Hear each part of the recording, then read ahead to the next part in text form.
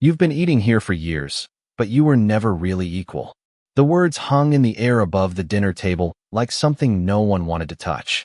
The Carter family dining room looked perfect on the surface, warm lights above polished wood, the soft clink of silverware against ceramic plates, the smell of roasted chicken and garlic potatoes filling the room. But beneath it all there was a tension Emily Carter had learned to recognize long before tonight. She sat on the left side of the table, hands resting still near her plate, watching as her younger sister Jason Carter laughed at something their father Robert Carter had just said, while their mother Linda Carter smiled in that careful way that never seemed to include Emily fully. It was not new, not surprising, but tonight it felt sharper, like something had finally reached its limit without announcing itself.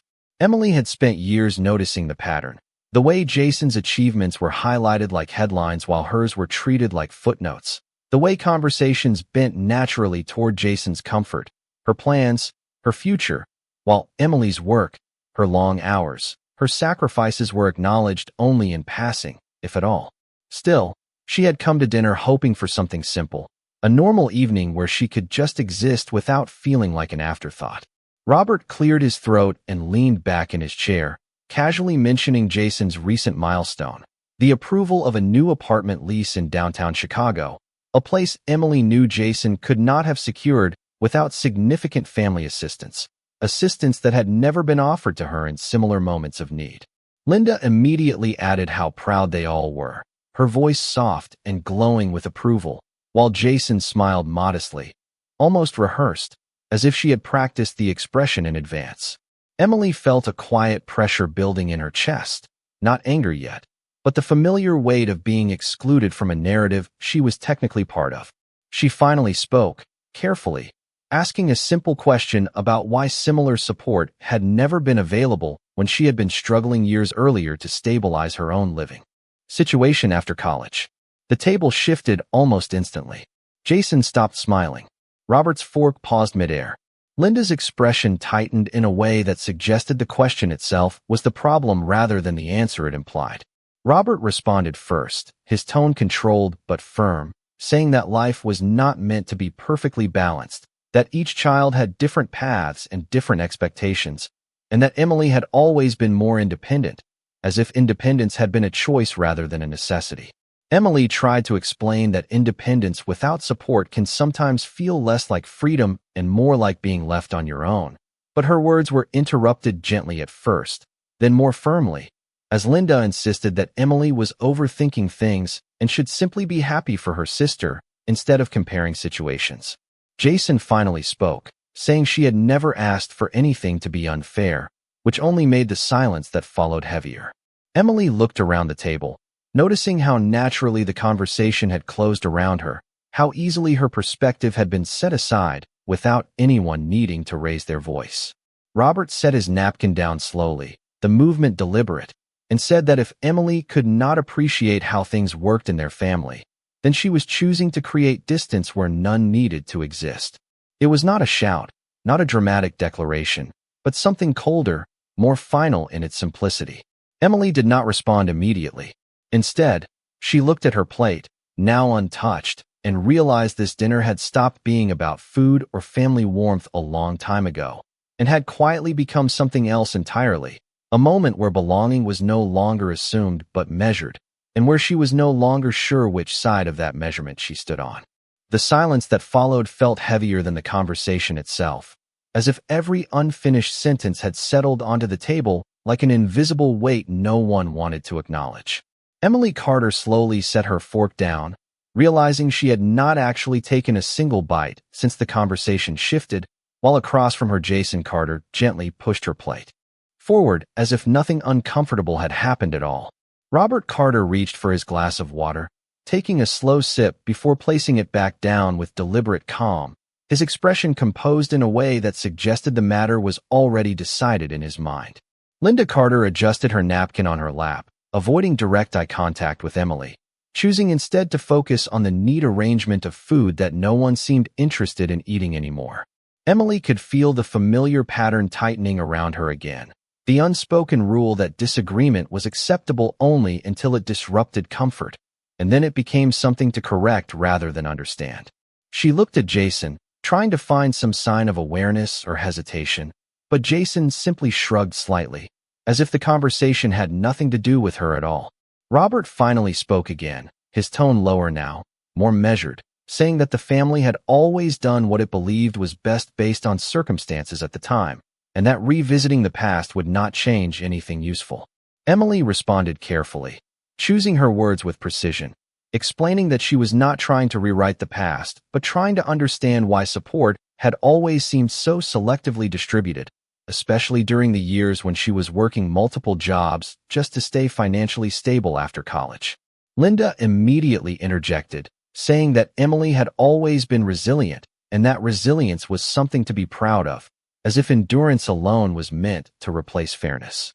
Emily felt her chest tighten slightly, not from anger, but from the growing realization that her perspective was being reframed into something easier for everyone else to accept rather than something they needed to engage with honestly.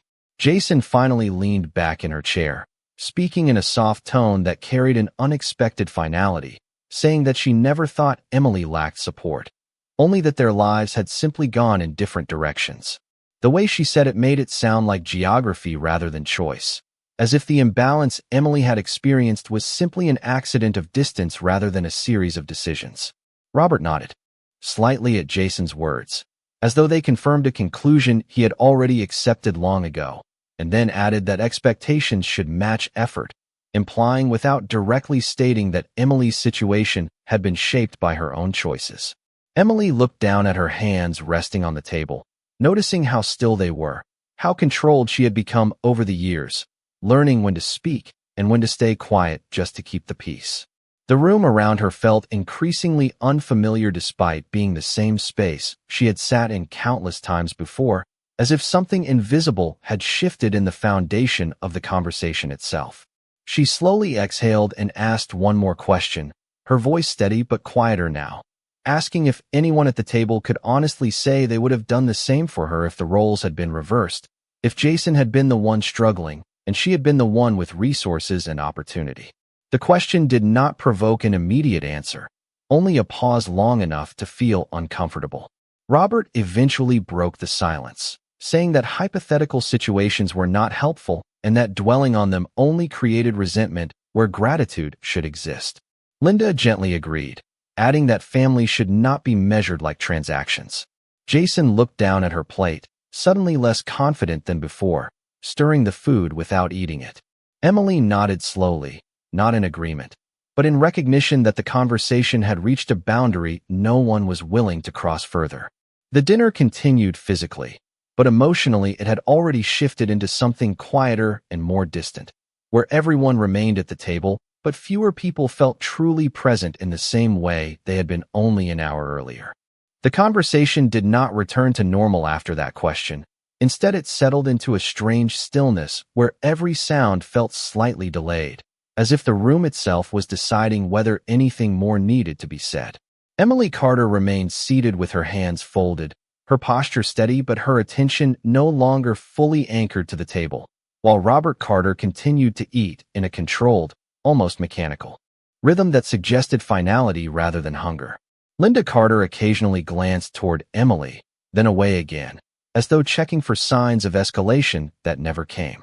Jason Carter remained unusually quiet, her fork moving without purpose across her plate, the earlier confidence in her voice now replaced with a subtle hesitation that had not been there before. Emily finally reached for her glass of water and took a slow sip, not because she was thirsty, but because it gave her something to do while she processed how quickly the emotional temperature of the room had shifted from uncomfortable to detached.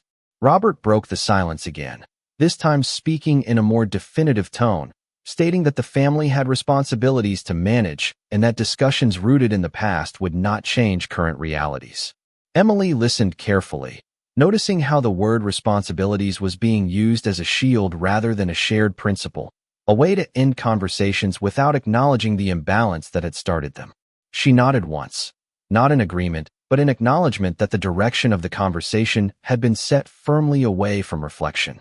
Linda added that every family makes decisions based on what seems most practical at the time, and that fairness in hindsight often ignores context.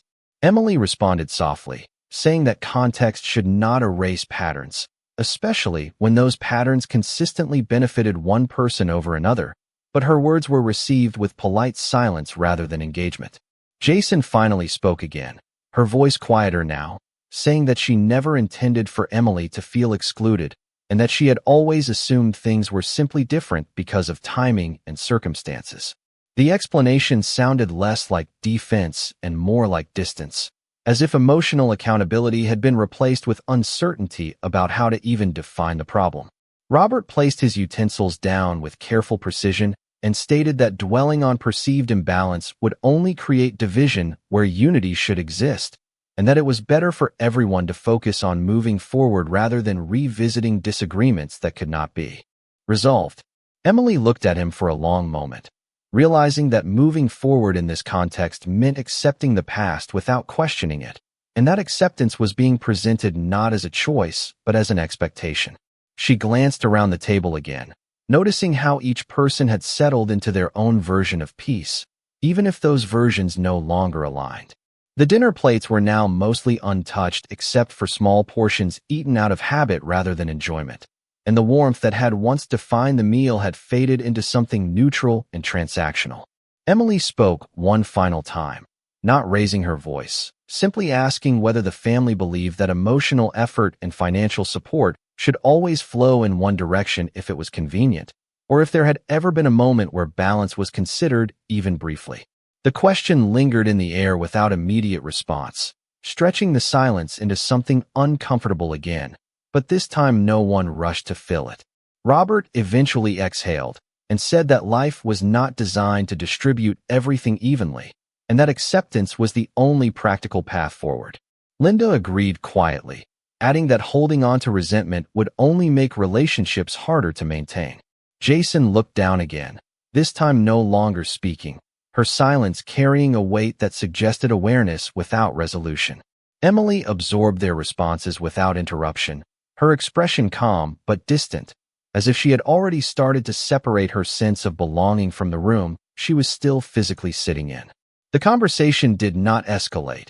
It simply dissolved into a quiet understanding that no further agreement would be reached, and that everyone at the table would continue forward holding different interpretations of the same evening, now permanently divided by what had been said and what had been left unspoken. The remainder of the dinner carried on in a way that felt almost artificial, as if everyone had collectively agreed to continue the physical act of eating without continuing the emotional substance of the moment. Emily Carter remained seated in the same position, her posture unchanged, but her presence at the table now felt slightly more distant, as though she had shifted into observing rather than participating.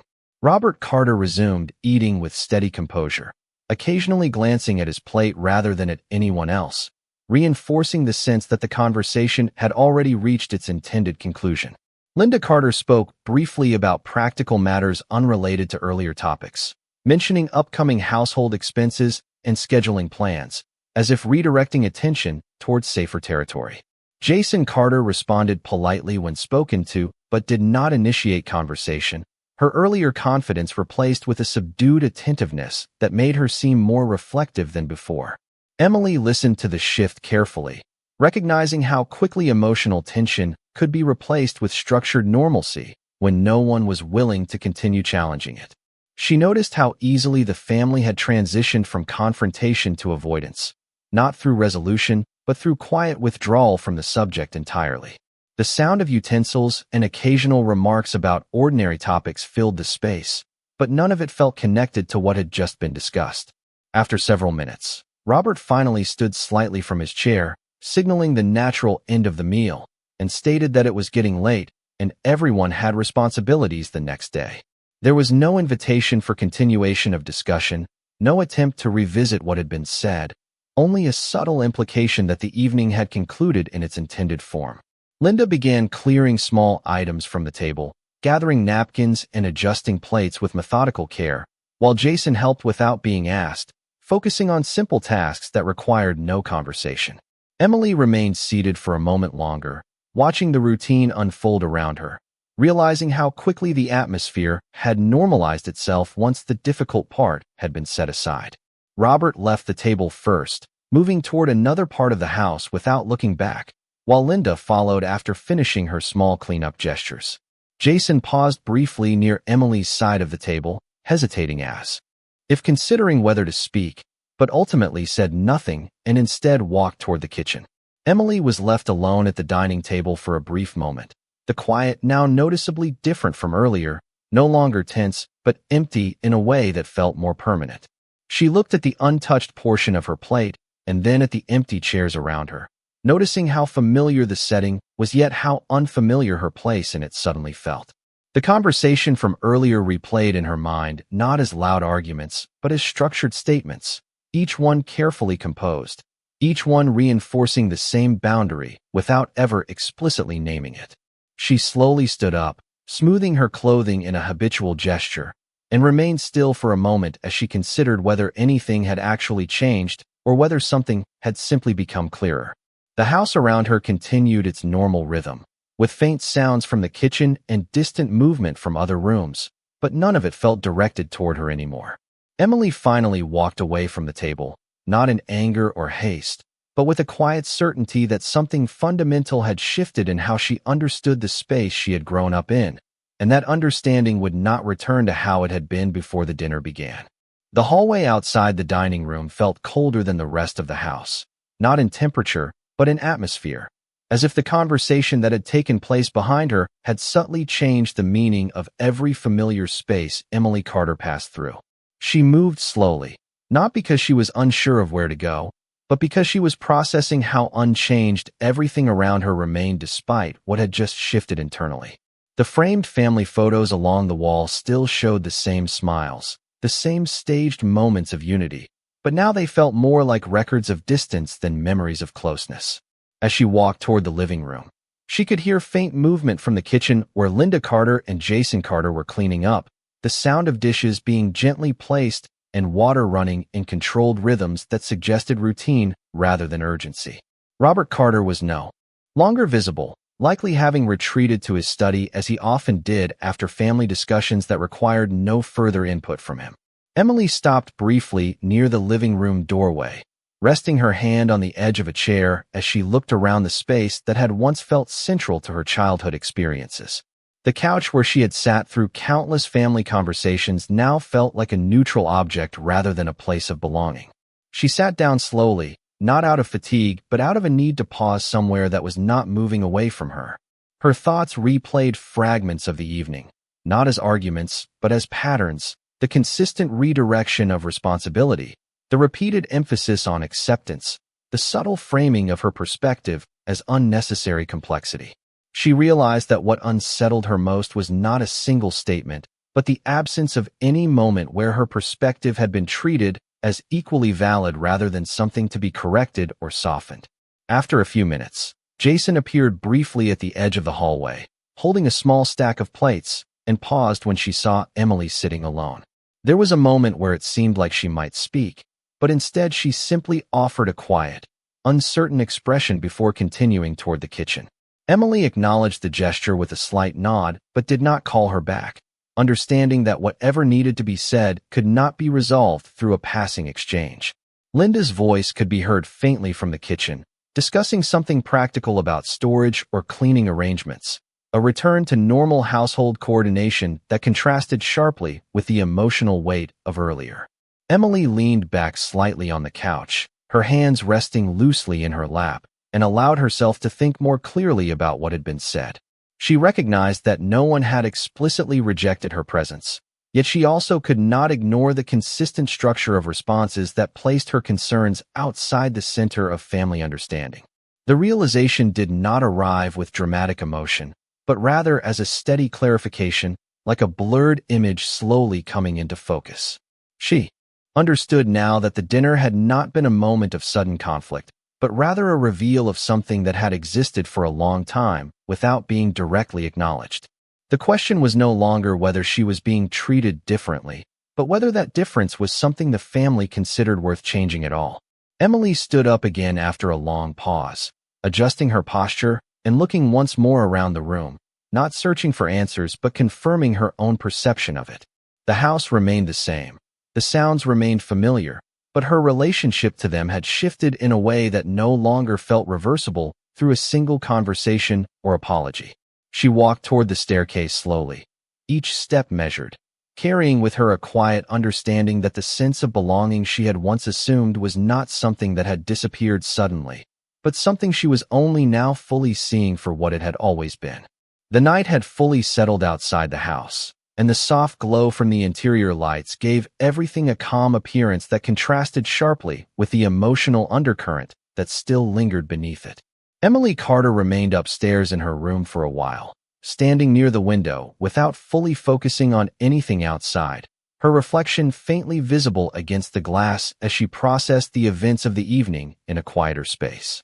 The house below continued its normal rhythm, with occasional footsteps and distant cabinet doors closing, signaling that everyone had returned to their usual roles, as if the dinner had simply been another routine evening rather than a turning point in understanding. After some time, Emily sat at the edge of her bed, her hands resting loosely beside her, and allowed her thoughts to organize themselves without interruption. What stood out most was not a single argument or statement, but the consistent structure of how her concerns had been received, acknowledged only to the extent that they could be redirected or reframed into something more acceptable. She realized that the patterns she had always noticed were no longer subtle once viewed altogether, forming a consistent outline of expectation and response that had shaped her experience over many years. Downstairs, Linda Carter finished organizing the kitchen and briefly spoke with Jason Carter about upcoming errands. Their conversation practical and light, focused on schedules and supplies, reinforcing the sense that daily life continued unaffected. Jason responded with short, measured comments, still carrying a subdued tone compared to earlier in the evening, as if something in her had shifted slightly but not fully resolved. Robert Carter remained in his study, the door partially closed, the light from inside suggesting he was still working or reviewing something quietly, detached from the rest of the household activity. Emily eventually stood and walked slowly across her room, pausing near her desk where a few personal items were arranged neatly, each one reminding her of different periods of her life that now felt separated from the present moment. She picked up her phone briefly, not to contact anyone, but to check the time, realizing how late the evening had become, and then placed it back down without opening any messages.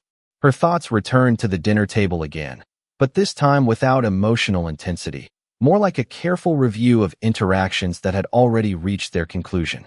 She understood now that the disagreement had not been about a single misunderstanding, but about a long-standing difference in how each person at that table defined fairness, responsibility, and support. Emily sat down again and leaned back slightly, exhaling slowly as she accepted that no immediate explanation or clarification would change the structure she had observed.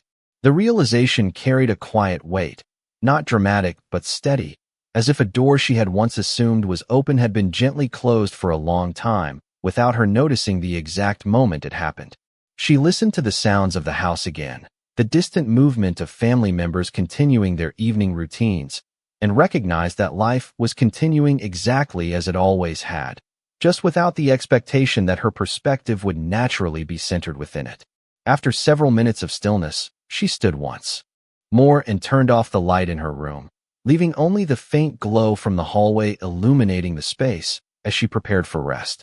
Her final thought before lying down was not about confrontation or resolution, but about clarity, the quiet understanding that seeing something clearly did not always mean it could be changed immediately, only that it could no longer be unseen. The following morning arrived with a quiet normality that felt almost disconnected from the weight of the previous night, as sunlight entered the house through wide windows and slowly replaced the artificial glow that had defined the evening before. Emily Carter woke earlier than usual, not because she had rested deeply, but because her mind had settled into a steady awareness that no longer allowed her to drift back into sleep easily. She remained in bed for a short while, listening to the distant sounds of movement downstairs, the subtle indicators that the household had resumed its routine without interruption. Eventually, she sat up, placing her feet on the floor, and took a moment to simply breathe, noticing how the clarity she had reached the night before remained present rather than fading with time. In the kitchen, Linda Carter was already preparing breakfast, moving through tasks with practiced efficiency, while Jason Carter sat at the counter scrolling through her phone, occasionally responding to short comments about the day ahead. Robert Carter was reading a newspaper at the dining table, his posture composed, his attention divided between print and occasional thoughts about his schedule.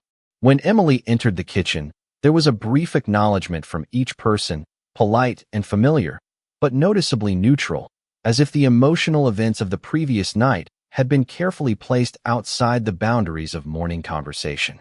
Emily poured herself a glass of water and sat at the counter, observing the interactions around her without immediately joining them. The conversation remained focused on practical matters such as appointments, errands, and timing, with no reference made to the previous evening, reinforcing the sense that what had been discussed had already been mentally categorized as closed. Jason eventually mentioned an upcoming meeting related to her apartment arrangements, speaking in a calm tone that suggested forward movement rather than reflection. Linda responded with supportive comments, offering reminders and suggestions, while Robert added brief observations about scheduling and priorities. Emily listened quietly, noticing how easily the family functioned within a shared structure of communication that now felt slightly different from how she experienced it. There was no visible tension, no explicit avoidance, yet the absence of reference to the previous night created its own form of distance, as if a line had been drawn without being spoken aloud. After finishing her water, Emily stood and placed the glass in the sink, her movements steady and deliberate, and then paused briefly as she looked around the kitchen. Nothing had changed physically, yet her perception of the space had shifted in a way that made every interaction feel more defined and less automatic. She realized that the clarity she had gained was not something others necessarily shared, and that their normal continuation of routine did not require acknowledgement of her internal shift. Emily then stated calmly that she would be leaving the house for the day to take care of personal matters, her voice neutral and without emotional emphasis. Linda nodded and offered a simple response wishing her a productive day, while Jason gave a small acknowledgement without further comment. Robert lowered his newspaper slightly, offering a brief glance before returning to reading. Emily turned and walked toward the front door, passing through the hallway that now felt neither unfamiliar nor fully familiar, but instead understood in a different way. As she stepped outside, the morning air felt steady and clear, and she paused briefly on the porch, looking back at the house that had shaped much of her experience up to this point. There was no dramatic conclusion in her expression, only a quiet recognition that understanding something fully often marked the beginning of a different kind of distance, one that did not require conflict to exist, only awareness. Later that day, Emily Carter returned to the house in the late afternoon light, when the sun had begun to lower and cast longer shadows across the driveway and front steps. She stood for a brief moment outside the door before entering, not out of hesitation, but out of a quiet awareness that the space she was about to step into no longer felt emotionally automatic in the way it once had. Inside, the house was calm, with the faint sound of television coming from the living room and the distant movement of someone in the kitchen. Linda Carter was preparing something simple for dinner, while Jason Carter sat on the couch scrolling through her phone, and Robert Carter was not immediately visible, likely in another part of the house.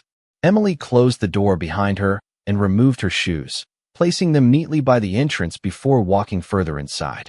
Her presence was acknowledged casually, with short greetings that carried no unusual tone, as if the previous evening had already been fully absorbed into the background of normal life. She responded politely and moved toward the kitchen, pouring herself a glass of water before leaning slightly against the counter. For a few minutes, she observed the familiar rhythm of the household, noticing how each person occupied their space without interruption or overlap, as if roles were clearly defined and maintained through habit rather than discussion. Jason eventually looked up from her phone and mentioned an update about her apartment arrangements, speaking briefly about timing and paperwork, while Linda responded with supportive reminders about planning ahead. Robert entered the room shortly after, acknowledging Emily with a brief glance before joining the conversation about logistics related to the week ahead.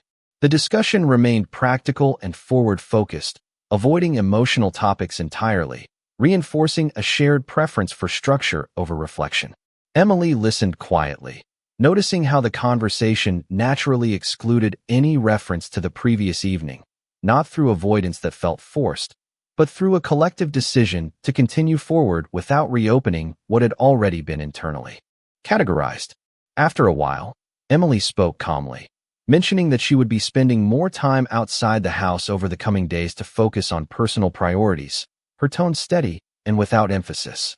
Linda responded with a simple acknowledgement, suggesting that taking time for personal matters was reasonable, while Jason offered a brief nod without additional comment. Robert added nothing beyond a short glance, returning his attention to the conversation at hand. There was no resistance, no questioning, only acceptance framed in neutral terms that did not invite further exploration. Emily finished her water and placed the glass in the sink, then paused for a moment as she looked around the kitchen once more. The space felt unchanged physically, yet her awareness of it had shifted in a way that made every detail feel more defined, more separated from any assumed emotional connection. She realized that what had changed was not the behavior of others in that moment, but her understanding of what those behaviors represented over time. The realization carried a quiet finality, not dramatic but steady, like something settling into place after being uncertain for a long time. She walked slowly toward the hallway, passing through rooms that now felt familiar in structure but distant in meaning, and stopped briefly near the front entrance. Before leaving again, she turned slightly, looking back into the house where the family continued their normal evening rhythm without interruption. There was no visible tension, no visible conflict, only continuity that no longer included her in the same way it once had. Emily opened the door and stepped outside, closing it gently behind her, and stood for a moment on the porch as the late afternoon air met her quietly. Her expression remained composed, but her thoughts were no longer tied to the expectation of resolution within that space, only to the understanding that clarity had already taken its place. Days passed in a way that felt quieter than expected, not because anything had improved or worsened in a visible sense, but because the emotional weight of the dinner had shifted from immediate reaction into a settled understanding that no longer required constant reflection. Emily Carter continued her routine outside the house more frequently, spending time working and managing personal responsibilities in spaces that felt neutral rather than emotionally layered. Within the Carter household, life continued with its usual structure, with Linda Carter maintaining daily organization, Jason Carter preparing for her apartment transition, and Robert Carter focusing on work and financial matters without deviation from his established habits. Conversations between them remained practical and brief, centered around schedules, arrangements, and logistics, while emotional topics were rarely introduced and even more rarely expanded upon. When Emily was present, interactions remained polite and consistent, acknowledging her without tension but also without revisiting the deeper context of the previous confrontation. There were no attempts to reopen discussion, no direct apologies, and no formal closure. Only a gradual settling into a new form of normal that required no explanation from any side. Emily observed this shift with increasing clarity, recognizing that what had changed was not the presence of conflict, but the absence of expectation that it needed to be resolved within the same emotional framework. One evening, she returned briefly to the house to collect a few remaining personal belongings from her room, moving quietly through familiar spaces that now felt more like references than emotional anchors. As she packed a small bag, she noticed how little she needed to decide, as most of what mattered to her daily life had already shifted outside the household environment. Jason passed by her room at one point and paused briefly in the doorway, offering a simple greeting before continuing on without further conversation. The moment was short and unremarkable, yet it carried a subtle awareness between them that neither attempted to define further. Downstairs, Linda was speaking with Robert about an upcoming expense and a household adjustment, their voices calm and steady, reflecting continuity rather than disruption. Emily finished what she needed to do in her room and placed the remaining items neatly into her bag, taking a final look around the space before closing it. She did not linger, and there was no sense of urgency, only completion. As she stepped back into the hallway, she paused briefly, listening to the house in its normal rhythm, realizing that it no longer felt like a place she was leaving in a dramatic sense, but rather a place she had already begun to separate from internally long before this moment. She walked down the stairs slowly, her movements steady and deliberate, and reached the front entrance where she placed her hand on the door for a brief moment before opening it. Behind her, the household continued its quiet flow of ordinary activity, unchanged and uninterrupted, as if nothing significant had occurred beyond the passage of time itself. Emily stepped outside and closed the door gently, standing for a moment on the porch as the evening air met her without resistance.